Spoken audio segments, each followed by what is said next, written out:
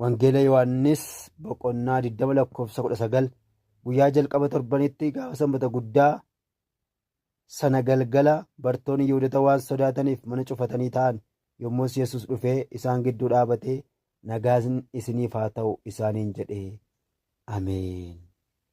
Hin sodaatin, Yesus siif jira.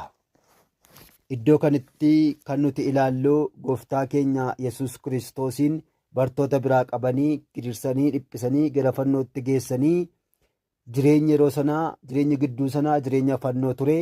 Kanarraan kan ka'e gooftaa Yesus du'uusaa arganii dhaga'aniirus bartoonni waan ta'eef abdii kutannaa keessa galan. Maaliif gooftaan Yesus Kiristoos kun isaan biraa qabame waan ta'eef hin sodaatan, sodaa guddaa keessa galan bartoonni.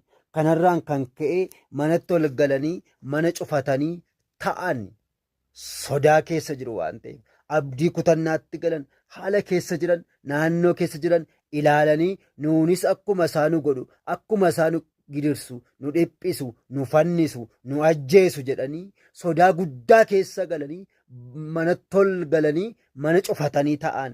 Gooftaan Yesus Kiristoos sanbata galgala dhaqee isaan gidduutti argamee nagaan isiniif haa ta'u hin sodaatinaa jedhee haalli isaan keessa jiran haala ulfaataa haala rakkisaa haala garatti goran isaan wallaalchisu ture. Haa ta'u iyyuu malee gooftaan Yesus Kiristoos inni dhiphina hundumaa injifatee du'ee du'aa ka'ee gara isaanii dhaqee nagaan isiniif haa ta'u hin sodaatinaa jedhe.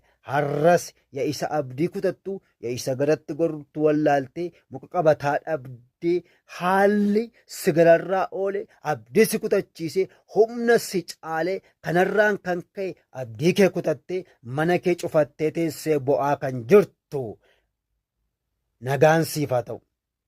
Hangafa nagaa inni ta'e gooftaan keenya Yesus Kiristoos nagaan siif haa ta'u jedheera.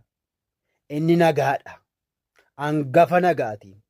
Haala ati keessa jirtu kanaaf inni nagaa keeti. Isa humna si caalee kanarratti inni nagaa keeti. Isa si sodaachisu kana gararraa Yesus Kiristoostu jira.